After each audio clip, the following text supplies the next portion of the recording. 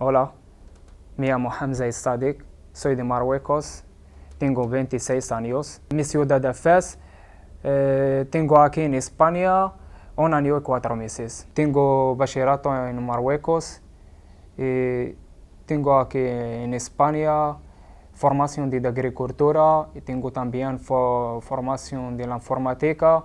También tengo certificado del castellano y catalán. Ahora preparo para hacer la homologación de bachillerato para puedo estudiar aquí en España o buscar formación profesional. كيعجبني السفر بزاف البلايص ديال الطبيعة. كيعجبني نقرا الكتب. كيعجبني ندير سبورتيف بزاف، خصوصا ورا كندير سبورتيف ديال اتلتيسمو. خدمت في المغرب عام ونص في محل ديال الجملة ديال الفورنيتور.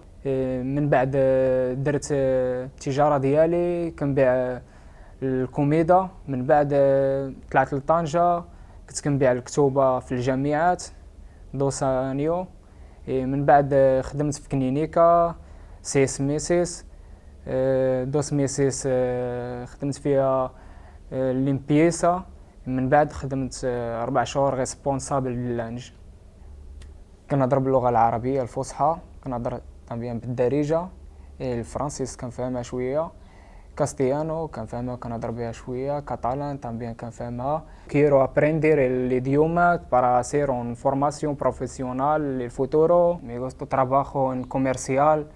Me gustó también el de agricultura, ahora hacer el formación de agricultura también porque yo me gusta en naturales, granjas en el animal.